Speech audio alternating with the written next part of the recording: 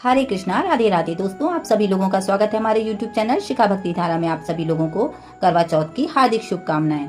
कार्तिक मास के कृष्ण पक्ष की चतुर्थी को करवा चौथ कहते हैं। सुहागिन स्त्रियों के लिए ये बहुत ही श्रेष्ठ व्रत है। स्त्रियां इस व्रत को पति की दीर्घजीवी होने के लिए व्रत करती हैं। इस दिन सुहागिन स्त्रियां करवा चौथ के दिन निर्जला व्रत रख के अपने पति की लंबी आयु के लिए कामना करती हैं और चंद्रोदय के बाद, चंद्र दर्शन के बाद ही अपने व्रत को खोलती हैं। तो आज इस वीडियो में हम आपको करवा चौथ की पौराणिक कथाओं के बारे में बताएंगे। वैसे तो करवा चौथ में एक कथा भी होती है और कई कथाएं भी होती हैं, मगर पूजा करते समय अधिकतर स्त्रियां 4 कथाएं पढ़ती हैं। तो करवा चौथ की व्रत कथा इस प्रकार है। पहली व्रत कथा, साहूकार के 7 लड़के एक लड़की की कहानी। करवा चौथ की पौराणिक कथा है ये। श्री गणेशाय नमः। एक साहूकार के 7 लड़के और एक लड़की थी। एक बार कार्तिक मास की कृष्ण पक्ष की चतुर्थी तिथि को सेठानी सहित उसकी 7 बहुएं और उसकी बेटी ने भी करवा चौथ का व्रत रखा। रात्रि के समय जब साहूकार के सभी लड़के भोजन करने बैठे तो उन्होंने अपनी बहन से भी भोजन कर लेने को कहा। इस पर बहन ने कहा, भाई अभी चांद नहीं निकला है, चांद के निकलने पर उसे अर्घ देकर ही मैं आज भोजन करूंगी। साहूकार के बेटे अपनी बहन से बहुत प्रेम करते थे। उन्हें अपनी बहन की भूख से व्याकुल चेहरा देखा नहीं गया। साहूकार के बेटे नगर के बाहर चले गए और वहां एक पेड़ पर चढ़कर अग्नि जला दी। घर वापस आकर उन्होंने अपनी बहन से कहा, देखो बहन, चांद निकल आया है, अब तुम उन्हें अर्घ देकर भोजन ग्रहण करो। साहूकार की बेटी ने अपनी भाभियों से कहा, देखो चांद निकल आया है, तुम लोग भी अर्घ देकर भोजन कर लो। ननद की बात सुनकर भाभियों ने कहा, बहन अभी चांद नहीं निकला है, तुम्हारे भाई धोखे से अग्नि जलाकर उसके प्रकाश को चांद के रूप में तुम्हें दिखा रहे हैं। साहूकार की बेटी अपनी भाभियों की बात को अनसुनी करते हुए भाइयों द्वारा दिखाए गए चांद को अर्घ देकर भोजन कर लिया। इस प्रकार करवा चौथ का व्रत भंग करने के कारण विघ्नहर्ता श्री भगवान गणेश साहूकार की लड़की पर अप्रसन्न हो गए।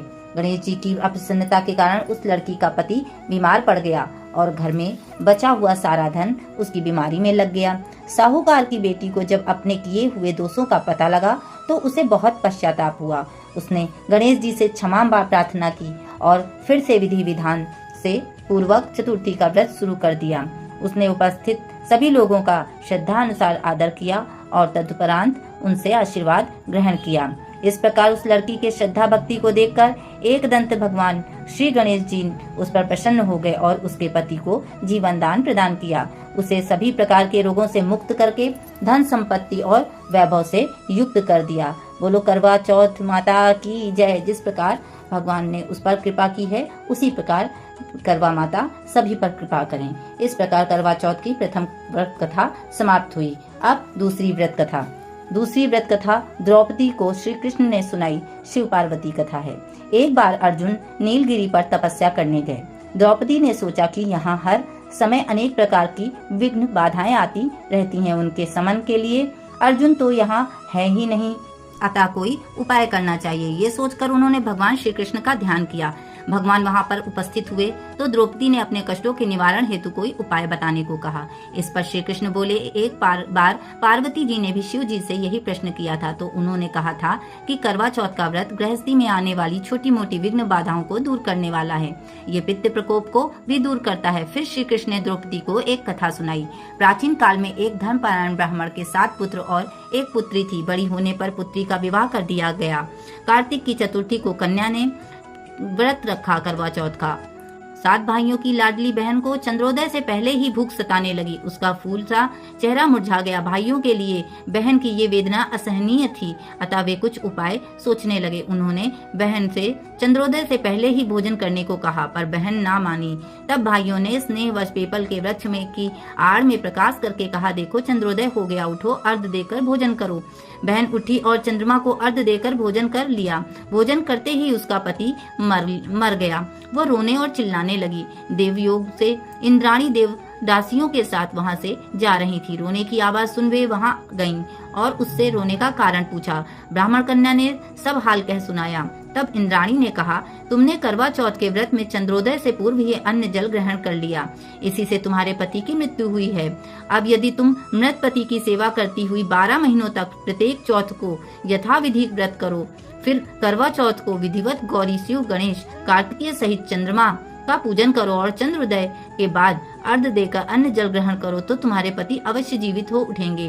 ब्राह्मण कन्या ने अगले वर्ष 12 माह की चौथ सहित विधि पूर्वक करवा चौथ का व्रत किया। व्रत के प्रभाव से उनका मृत पति जीवित हो गया। इस प्रकार ये कथा कहकर श्री कृष्ण द्रौपदी से बोले, यदि तुम भी श्रद्धा एवं विधि पूर्वक इस व्रत को करो तो तुम्हारे सारे दुख दूर हो जाएंगे और सुख सौभाग्य धन धान्य से में वृद्धि होगी। फिर द्रौपदी ने श्री कृष्ण के कथा अनुसार करवा चौथ का व्रत रखा।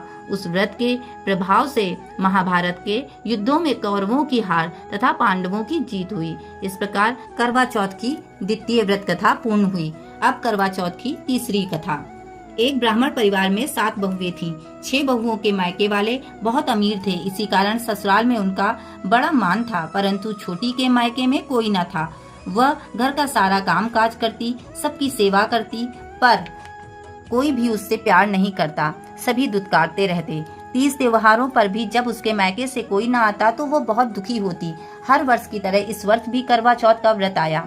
अन्य बहुओं के मायकों से उनके छोटे भाई करवा लेकर आए, पर छोटी के मायके में यदि कोई होता तो करवा लाता। सास भी छोटी को ही खरी खोटी सुना रही थी। वह दुखी हो घर से निकल पड़ी और जंगल में जाकर रोने लगी। एक नाग बहुत देर से उसका रोना सुनता रहा। अंत में वो अपने बिल से निकल कर आया और छोटी बहू से पूछने लगा, बेटी क्या बात है, तुम क्यों रो रही हो? छोटी बहू बोली, आज करवा चौथ है, मेरा कोई भाई नहीं है। यदि मेरा कोई भाई होता तो आज जरूर करवा लेकर आता।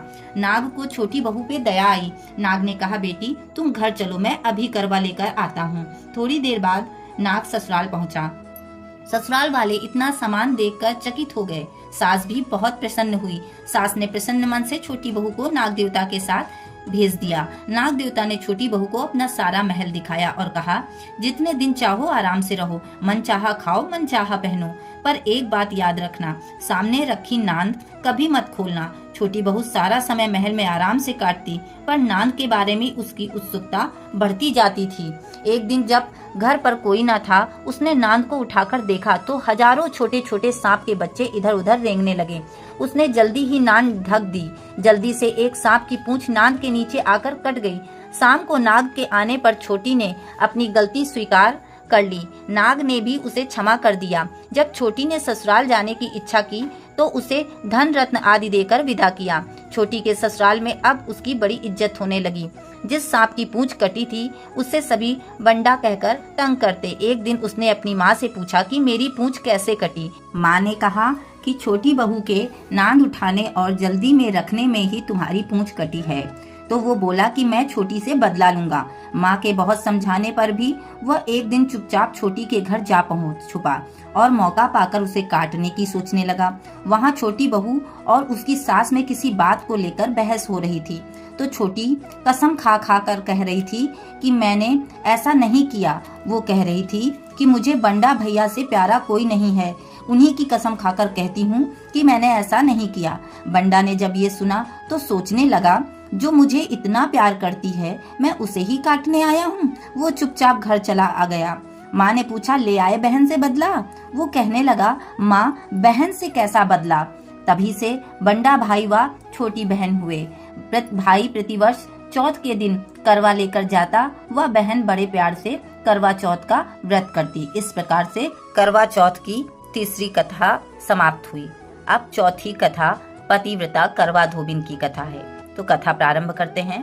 पुराणों के अनुसार करवा नाम की एक पतिव्रता धोबिन अपने पति के साथ तुंगभद्रा नदी के किनारे स्थित गांव में रहती थी। उसका पति बूढ़ा और निर्बल था। एक दिन जब वह नदी किनारे कपड़े धो रहा था, तभी अचानक एक मगरमच्छ वहां आया और धोबी के पैर अपने दांतों में दबाकर यमलोक की ओर ले जाने लगा। वृद्ध पति यह देख घबराया और जब उससे कुछ कहते नहीं बना तो वह करवा करवा कर कहकर अपनी पत्नी को पुकारने लगा।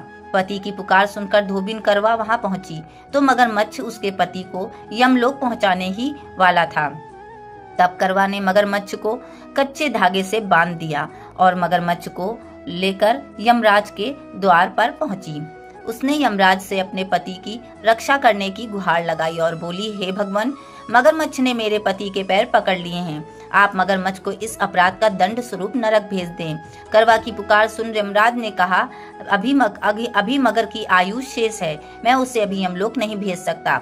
इस पर करवा ने कहा, अगर आपने मेरे पति को बचाने में मेरी सहायता नहीं की तो मैं आपको श्राप दूंगी और सब कुछ नष्ट कर दूंगी।